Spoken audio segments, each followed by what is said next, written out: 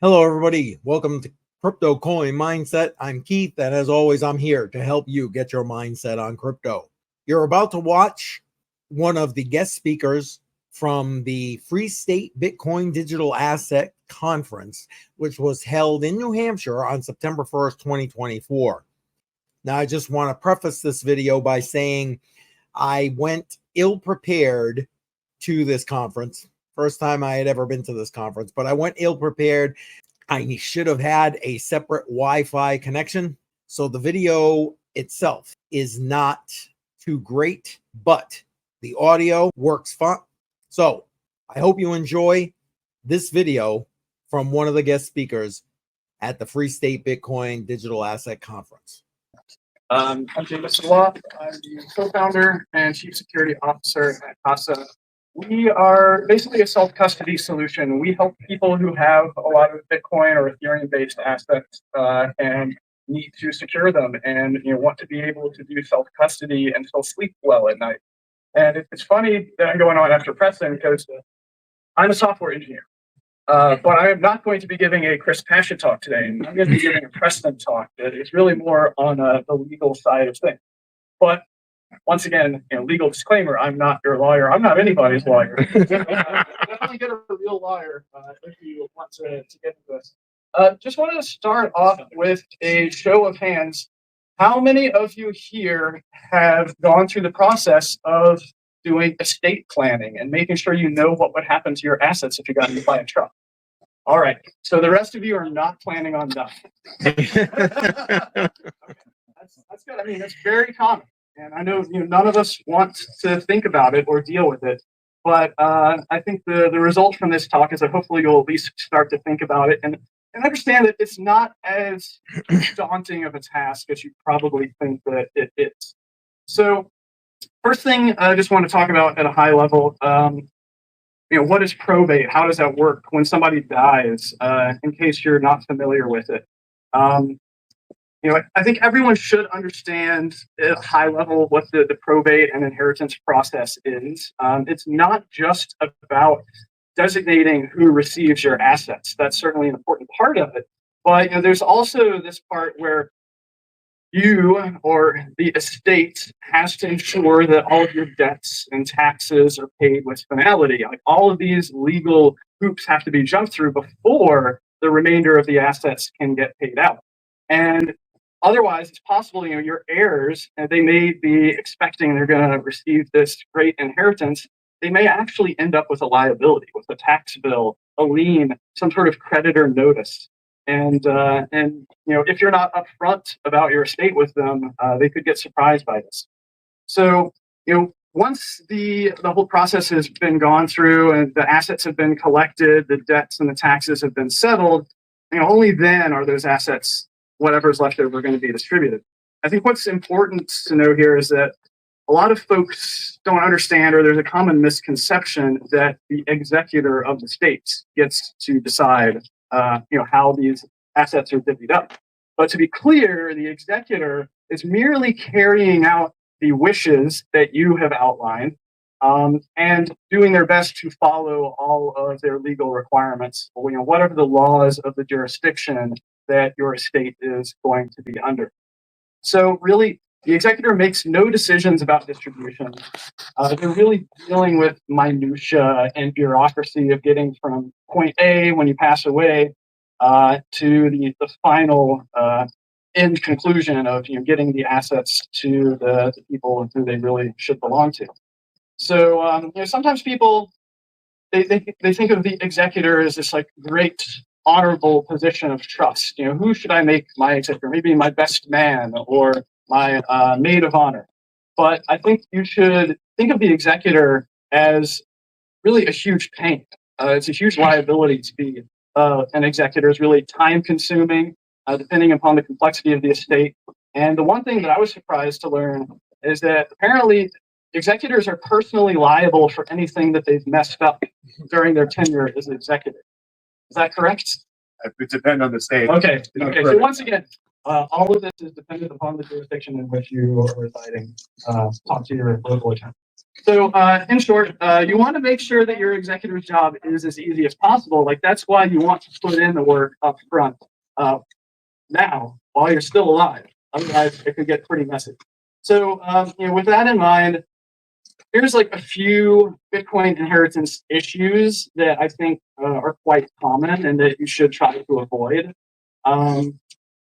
Number one, especially if you're doing self-custody of your Bitcoin and you're holding the keys to your assets, which I hope that you are. Otherwise, you're trusting a third party, which arguably defeats the entire purpose of this system. But hey, you have the freedom to do that if you want. There are no safety nets. The only safety nets that exist in self-custody are the ones that you construct for yourself. So I would argue it's probably even more important to be upfront and think about the architecture of your self-custody than it is about the estate process itself. But we'll get into that. If you fail to think about some of the edge cases, if you hit some sort of catastrophic failure, there's nobody who's going to be able to get those keys back. Your money's going to be lost forever. Your heirs are probably going to be pretty unhappy. By contrast, with a lot of legacy asset estate planning, even if your heirs, for example, lose access to the stock certificates or what other centralized traditional financial accounts you may have access to, there's almost always some way for you to go through a legal process of getting access to those things through trusted third parties. But with self-custody, we have our autonomy, we have our self-sovereignty, and that means you're taking on a lot of responsibility for ensuring that you have the plans in place up front. So another common pitfall that a lot of people miss is that your estate plan is almost perpetually guaranteed not to be up to date. And we all like to think we're incredibly responsible people, we're on the ball, but life happens.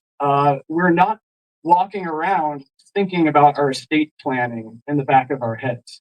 And it's almost guaranteed that changes have happened in your life since the last time you have thought about your estate. So think about it like whenever you're going through your life and you're making some new change to your assets, do you automatically think, oh, I should go update my will? That's just not a common thing. So it's something that you want to keep in mind, that we'll go into specifics of. You don't want to have, for example, your last will and testament be too overly specific about each of the assets. And related to that, and this is a reason why I would say you don't need to feel overwhelmed about estate planning with regard to crypto assets. You don't need to find a crypto lawyer to do this. Really, any halfway decent estate lawyer should suffice. And in fact, you probably do not want to reference Bitcoin or any of your specific crypto assets at all in your last will and testament. And this is mainly for a privacy perspective.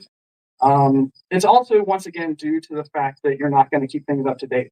For example, if you go into incredibly detailed specifics of saying, like, these UTXOs or these addresses in my wallet should belong to person X, and person Y should get these other ones, it's highly likely that those things are going to change over time. You're not going to keep that updated. And that will create a lot of confusion and problems if and when your executor needs to figure out how do I dole these out. A more common and less technical issue is simply asset distribution.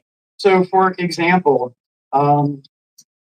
let's say you were doing this with traditional assets and you said, okay, I'm going to leave all my Enron shares to my son. Well, that might have seemed like a good idea at the time, but as the world keeps turning, as things change, certain shares that you may specifically designate may drastically change in value. If you're putting these specific things in your will, there are some privacy aspects that you want to deal with. And once again, I guess this may be jurisdiction specific, but in general, I think these things are public record, right? A will which is probated is public record. Yeah, so if you go through the probate process, then you have to assume that all of that stuff will be essentially findable by anybody who wants to. So, if you have a will that says, "Oh, I'm leaving Bitcoin to my spouse or to my son or to my daughter," just think about the bad actors who might find that information and use that to target them. Maybe they're going to target them for social engineering, or maybe it's not as nefarious as trying to hack them or steal from them, but it could just be unsolicited scammers coming to them trying to sell them stuff. And who really wants to deal with that when it's very simple to avoid it by just not putting that information in anything that can become public record? And related to that, definitely do not put your seed phrase or any Bitcoin information in your last will and testament. And this is something that we've seen very commonly, and this is why I bring it up, because it seems like the right thing to do, right? You want to have like the very detailed instructions of how to retrieve your assets out there in plain English. And lastly, you may not even need a will at all. If you pass away, once again, this is related to the jurisdiction you're living in. There are generally default inheritance laws that are going to kick in. And it may actually end up that the default inheritance laws in your jurisdiction are exactly what you want anyways. So that's something I think that's worth looking into that may save you a decent amount of time.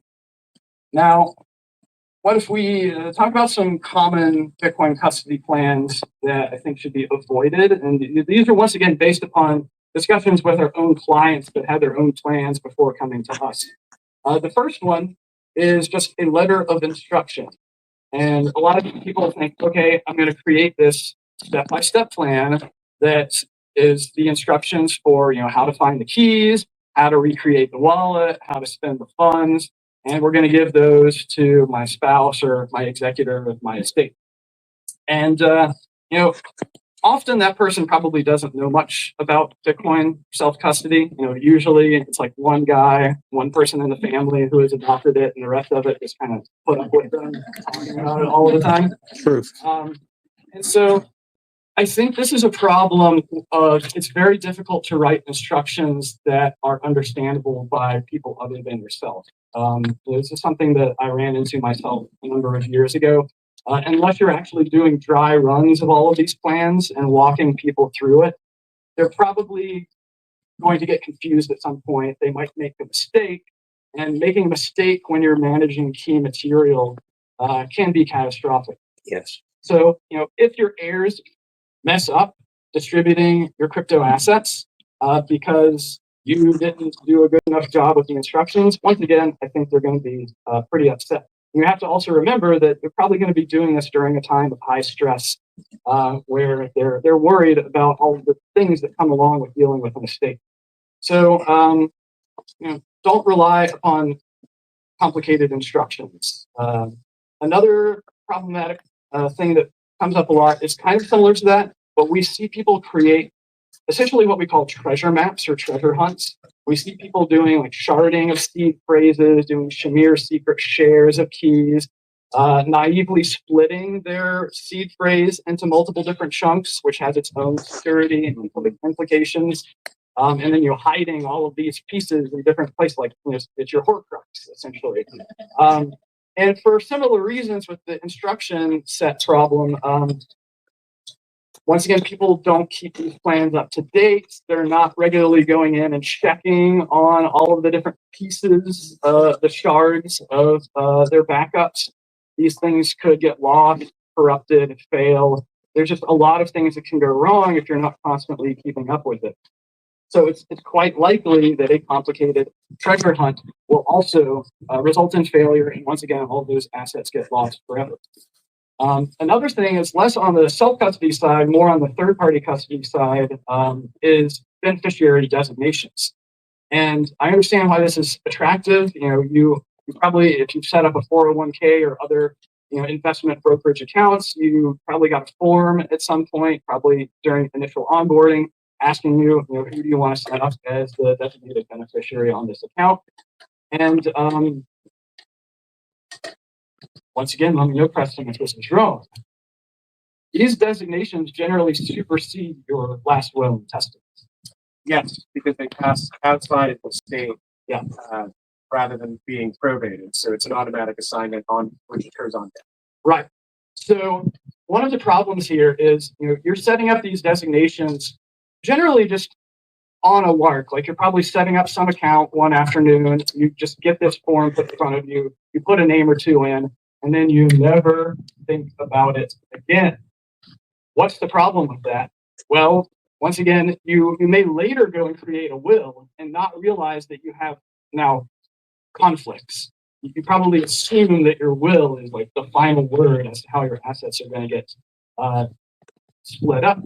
And what's another problem that can potentially happen here, once again, is this problem of the balancing act of the value of your assets. So if you think about what could happen with a disproportionate balance, say you had a Fidelity account and you designated that to your daughter, you had a Vanguard account, you designated that to your son, but then decades go by and you were initially assuming this was going to be a 50-50 split, and they were 50-50 roughly balanced at the time that you set it up, but maybe your Fidelity account vastly overperformed because it had like a bunch of NVIDIA shares in it or something. So once again, because this is a constantly moving target and we're not constantly thinking about estate planning and going back and looking at these things, it's easy for stuff to get out of whack and you don't even realize it. So one action item that I would recommend people take away, the 95% of you who don't have any estate planning set up, it's actually pretty easy to do. It takes maybe 20 or 30 minutes. freewill.com. It's completely free. It's easy for you to set up a legally valid last will and testament here. What's the shtick? Why is it free? Well, this was constructed by some of the major charities in the United States, and so they're going to nag you a little bit as you're going through the forms, saying, "Hey, do you want to designate some of your assets to charities?" But other than that, it's a very easy process, and you can name your executor. You can name how you want your assets divvied up. You should, however, hire an attorney, just at the very least, to oversee the signing of the will. Because even then, because the software that it generates is valid, if you screw up any sort of minor technical detail on the signing, say like a witness accidentally leaves the room because they have to go to the bathroom, or they're just not a strong witness upon your passing, like an attorney would be, then it's easy for it to be invalidated. So you'll pay a couple $100 to have a local attorney do the signing on this document, and it's going to save you the vast majority of setup there. Now, that's the end of more of my high-level legal spiel. Getting a little bit more technical, how do we think about security in this space? We learn from mistakes, preferably not from our own mistakes. I prefer to learn from other people's mistakes. That works out a lot better for me, though I sometimes learn from my own mistakes. So whenever a tragedy happens, it's a learning opportunity. I would say that what I've built at Casa is primarily from the learning experiences of seeing a lot of catastrophes happen in this space and trying to figure out how do we prevent that specific situation from ever happening again. So one good example, one of the most extreme examples of inheritance failure in this space was actually Matthew Mellon. He died unexpectedly at a fairly early age, I think 4 or 5 years ago. And a common understanding was that he had hundreds of millions of dollars of various crypto assets. And nobody knows how to access them because we just never set up, never did the estate planning for those things. So it's unfortunate for the Mellon family, though I think they will probably survive. But you don't have to repeat that mistake. One of the biggest problems that we see in this space is just lingering issues of single points of failure. So if you're going the do-it-yourself route, the self-custody route, I think it's important to spend a decent amount of time looking at how to architect self-custody that is not only secure while you're alive, but also works from an inheritance standpoint. So another action item for you that I would recommend, Pamela Morgan published a book 5 or 6 years ago. It's called Cryptoasset Inheritance Planning. It's $30 on Amazon. I highly recommend it. I learned a lot from it. We've incorporated aspects of it into our own inheritance solution at Casa. And it mainly helps you think about a lot of the edge case and adversarial situations that can happen like within the family, problems that tend to come up in probate, because estate planning and the estate process, it is something that everybody probably goes through eventually, but it's not something that we do often, and so we just don't understand it very well. You're probably gonna get into things that you didn't expect. And you would like to, avoid protracted legal battles that can come up when there are disputes and controversies. So, like I said, I'm a technical guy. I focus on the technical stuff. And when I think of single points of failure, I'm generally thinking about like the actual keys themselves. When I try to architect a setup that works for both day-to-day usage and inheritance, I see it as this, it's tightrope, it's a balancing act. Because on one hand, you want your keys architected so that you, and only you, can spend your money while you're still alive. Yet, if you pass, you somehow magically want this switch to flip so that some designated person or set of people are now able to spend your money. And of course, the Bitcoin blockchain, any crypto asset network, they have no knowledge about you being alive or dead. There's no way to like create a smart contract that just simply says, I'm sure people will work on that eventually. But for today, we need to just focus on the primitives and sort of the key distribution, what we can do. Now, once multiple people are involved in a system, obviously it's more complicated and you have more potential for single points of failure, but I think it's also an opportunity. We really like multi-key, multi-person systems at Casa, but you have to architect them smartly. So, and one of the most common things that we've seen, as I said, is the treasure map problem. And I actually dealt with that myself, so I know exactly how this goes. About 10 years ago, I did my estate planning, and I solely did it because I was like, how is anybody going to be able to access my Bitcoin? They don't even know like what this Bitcoin thing is. And I created this really uber nerdy setup. I took my seed phrases, I put them in an air-gapped computer into a text file that was inside of a encrypted virtual disk, and I created a like 500 character long password that decrypted that virtual disk, and then I did a Shamir secret sharing on that 500 character password. I distributed that amongst my executors. I wrote up this really long instruction set of like, this is how you get the software, this is how you decrypt the blob, and this is how you use the Shamir secret sharing tool to reconstitute the decryption key. And I was so naive. I never did a dry run of any of this, but I can pretty much assure you that if I had gotten hit by a truck, no one would have been able to reconstitute my money. So it was a highly secure setup. But once again, this is part of that tightrope of if you want to balance security with convenience, it's actually possible to have too much security.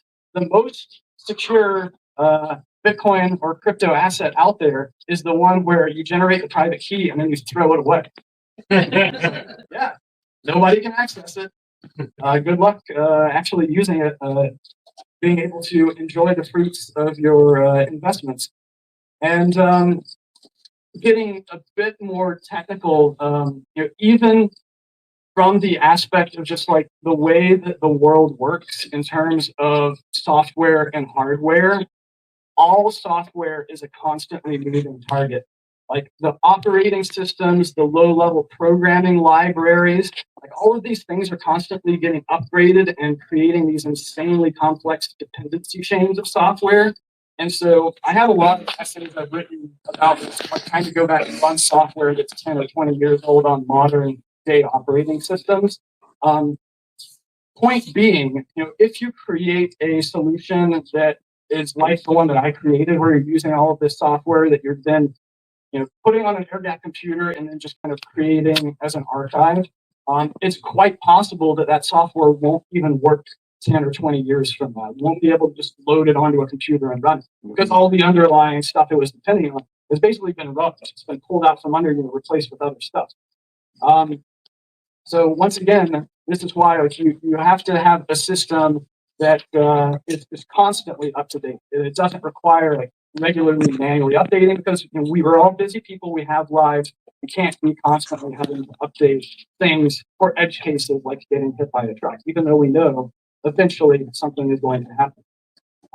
So there's a number of things that you can do that can make your inheritance not be fully recoverable, and it might feel slightly better if your money doesn't end up in the hands of a thief, but it ends up out of everybody's hands. Then once again, your family's probably going to be pretty upset with you. Maybe you won't care because you're dead, but this is all under the assumption that you do care about your family being able to take over. So another good example of overly securing your coins, Stefan Thomas was one of the earliest contributors to Bitcoin. He got paid 5,000 Bitcoin for creating the first ever marketing video for Bitcoin. And what did he do? He put the private key to that coin on a hardware device called the Titan key. This was, a highly used enterprise security device, and unfortunately, he forgot the pin to open the key. So what happens with the Titan key is you get like 10 tries to put in the pin, and if you put in 10 wrong pins, it deletes itself. So as of today, he has 2 attempts left. It's 5,000 Bitcoin. So he has this Titan key sitting in a vault somewhere, and he's waiting and hoping. It's basically in a quantum state, where it might not exist, and he's waiting and hoping that the technology will get to the point where the security features on that key can get cracked. And actually, it sounds like he might be in luck. There are a few teams that seem to be getting close to a solution cracking outside the court. But this is, of course, assuming they can do it without destroying it. I mean, usually opening up hardware devices is a disruptive process, and so if you screw it up, it's gone forever. But if you don't have enough security, you might lose your money to an adversary. If you have too much, you might lose it into the void. So one of the big aspects of what we're doing at Casa is basically simplicity.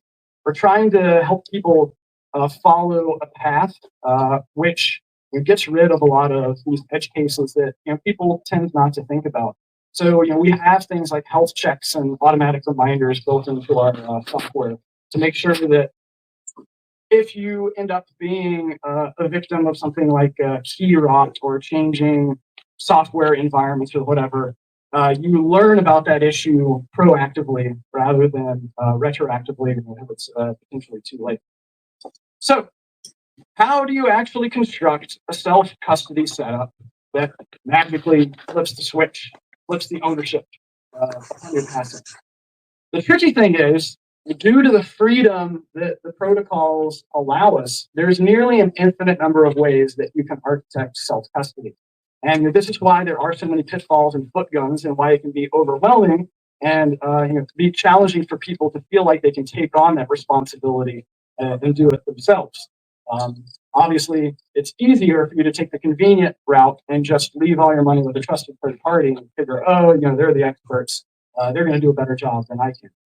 But here's a practical example. Like one of the most straightforward, simple ways I can think of doing an inheritance self-custody setup. Assume you have a single signature wallet, which you probably do. It's the vast majority of wallets out there. It's the most common form of self-custody. The simplest way of turning this into an inheritance setup is to generate that wallet so that it additionally has a bit39 passphrase on top of it. So you have your seed phrase, and then you have your passphrase. These 2 different, basically, keys that have to be used in conjunction in order to access those funds. So what do? You give the wallet's seed phrase to each of your heirs, and you give the wallet's passphrase to each of your executors. And preferably you want to have multiple heirs and multiple executors for redundancy. Otherwise, very not good. So this way you effectively have a 2 of 2 type of system to access your funds. And these backups can be redundant. You can have as many heirs, as many executors as you want. The only thing you're really counting on in this particular architecture is that your heirs won't collude with your executors while you're still alive. It's a very personal situation, so hard to give people specific advice on that. But I will say personally, I'm not a fan of passphrase wallets because they're brittle. The 2 of 2 setup with anything is brittle, and I've seen a lot of people lose access to their wallets because they forgot to back up the passphrase, they forgot the passphrase, and game over. Now, hopefully, if you were doing this in an inheritance setup and you're immediately creating multiple redundant backups of both, then that's less of an issue. Now, a few months ago, Casa rolled out our latest inheritance solution, which is really the result of several years of offering bespoke inheritance solutions that were more on the legal inheritance side of things. And we found that everyone has their own particular needs, their own particular setup, beneficiaries, threat models, things that they're dealing with. And from our perspective, one of the biggest problems that we've been fighting over the past 6 years is this issue of people feeling overwhelmed and not confident that they can do self-custody correctly.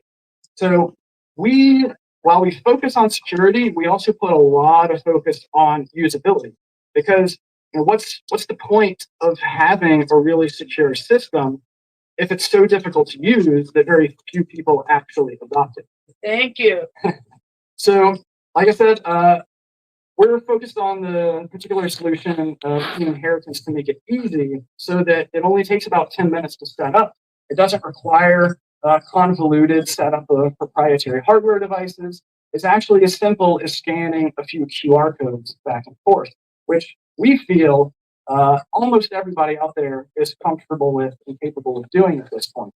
We're not dealing so much on the legal side of things because it's just so fragmented. It's so much work to be able to specifically work in every possible jurisdiction out there. We were only able to really offer our legal inheritance product in the United States and Mexico just because the cost of finding lawyers in all the other jurisdictions would scale linearly.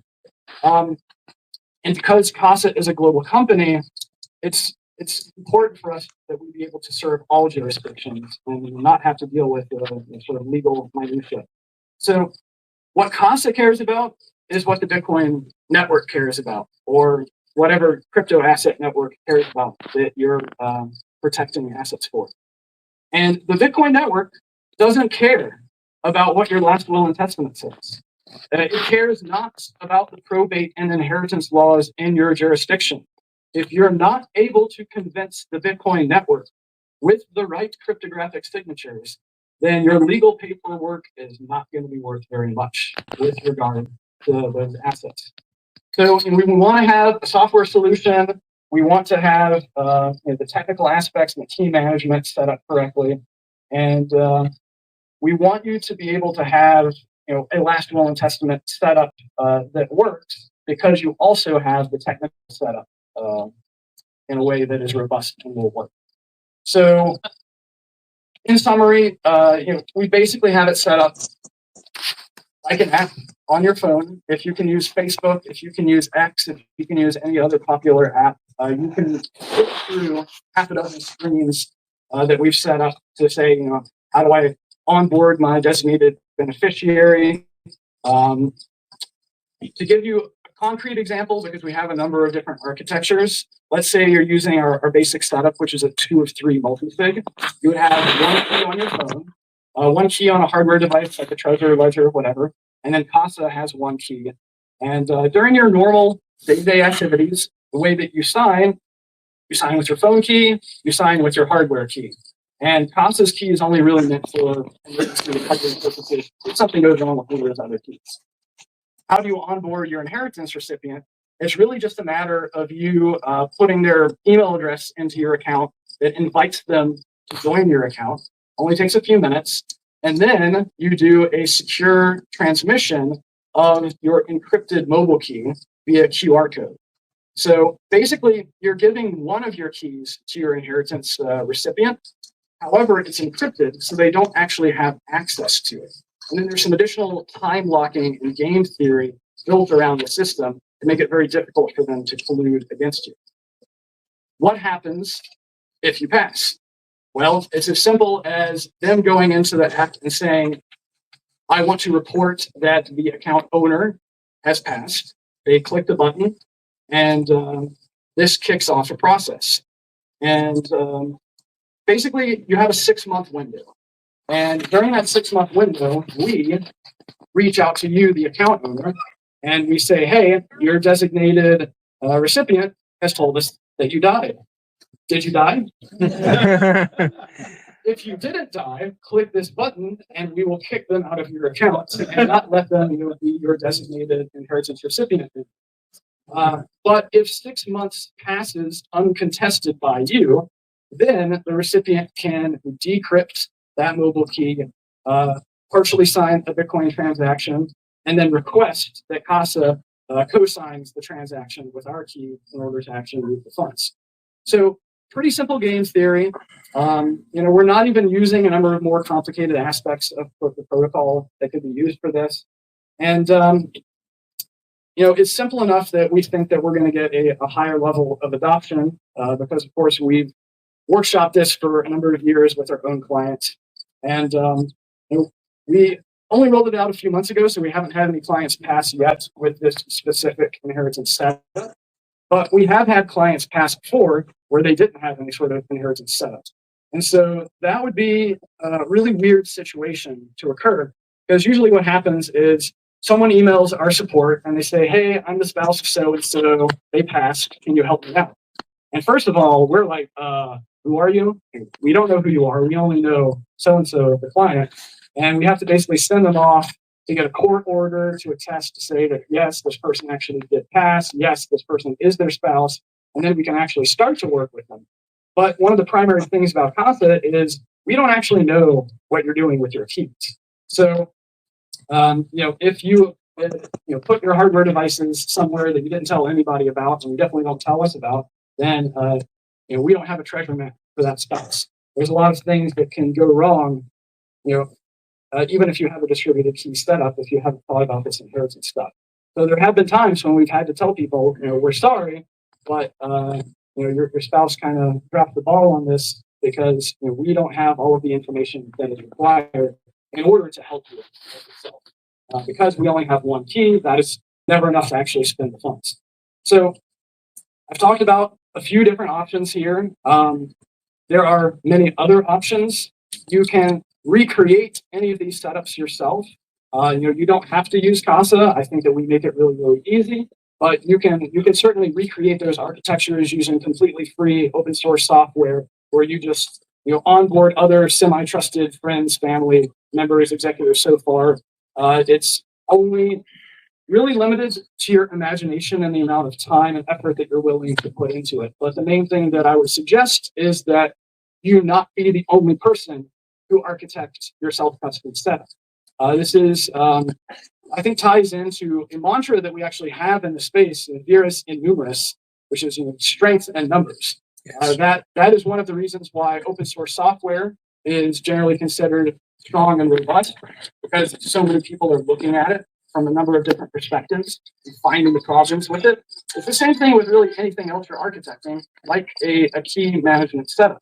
The more eyes you have on that setup, the more problems that are likely to be found out ahead of time by people just who have different perspectives. So you have the freedom to construct this however you want. And I'm happy to talk with anyone throughout the day about any nerdy technical stuff for the key management. So thanks for listening.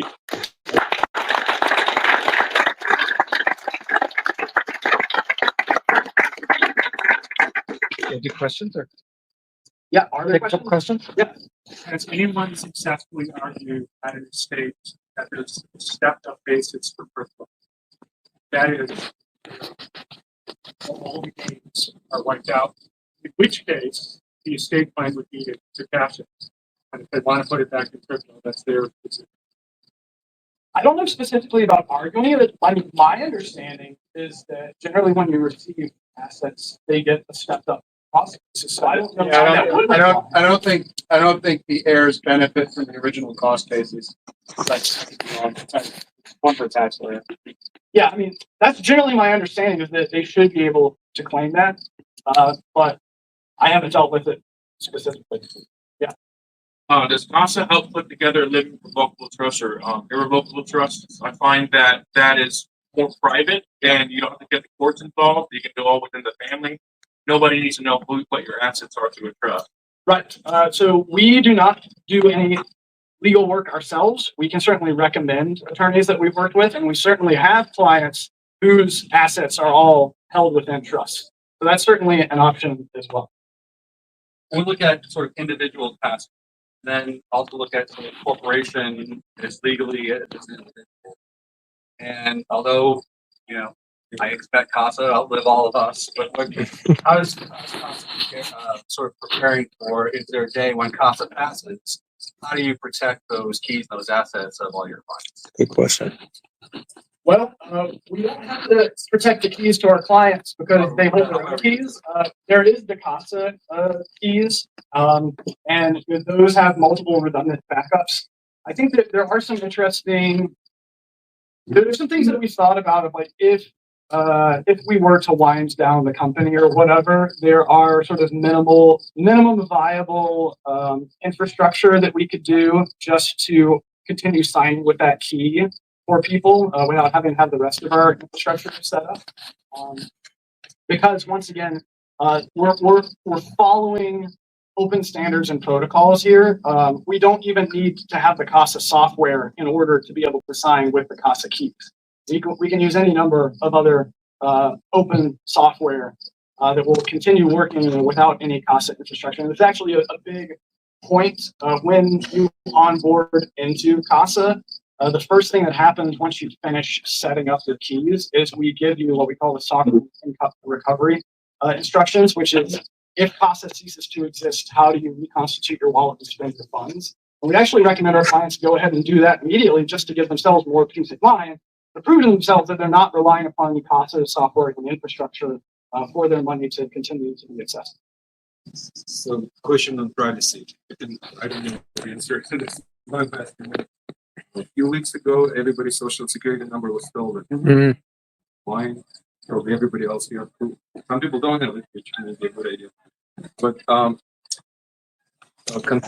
having contracts with companies such as Casa, and letting you know my addresses, I would expect every public and private criminal to eventually get that information. And I may not want to know let everybody know my address. Yeah. Problem, right? You understand problem. Yeah, so we actually have a blog post about how to use us anonymously. This is another kind of tricky balancing act, right? So I would say one of the primary value adds of Casa is our service level, like being able to actually get on the phone with somebody, have a video call, like talk to a real human, not just a bot or someone through email. And so that means like we have to have a way of communicating with you. The only private identifiable information that we collect and store with you is your email address. If you get one of our higher level tiers, those do include onboarding packages where we'll physically ship devices and stuff to you, though then we purge those out of our system out of a few months. If you want to have the highest level of privacy, then I would recommend checking out our blog post of how to use Casa pseudonymously, of basically create an email account that is not associated with anything else, doesn't have your name on it, pay with Bitcoin instead of with a credit card that has your name on it. There's a number of different steps that you can follow, and we're happy to work through that with you. This is why there's an opportunity here for the free-stake project organization to be to actually custodian of private keys, right? Oh yeah, that was Because does the Free State Project have a Bitcoin strategy? We need one. Do you want to volunteer? Okay. I mean, initially, Yeah. we don't have to trust them. Initially, they can say, "I understand you don't trust us, so we limit our maximum to $100. Okay, and if they violate that, well, I'm sure they're gonna they're not with all their reputation, they're not gonna be able to. Yeah, so this is It more comes on down to the- trust. We are every I've seen many organizations eventually selling insurance or some other just like this. Yeah, this talk was mostly focused on individuals, but Bitcoin and crypto assets are actually very interesting from an organizational perspective, because, and we have team-based products at Casa where, if you have a treasury and you want to ensure that nobody in your company can run away with all of the money, you can actually onboard multiple people so that you have to have like 3 or 4 different people co-sign on any transaction before it can be moved out of the treasury. So it's also very interesting of what you can do at an organizational level with Bitcoin and other stuff. I think people are only really starting to scratch the surface of that. All right. I hope you enjoyed that video. And if you want to see all the videos from the Digital Asset Conference, check out this playlist right here. In this playlist, I'll have all the videos from all the speakers from the Free State Bitcoin Digital Asset Conference in New Hampshire.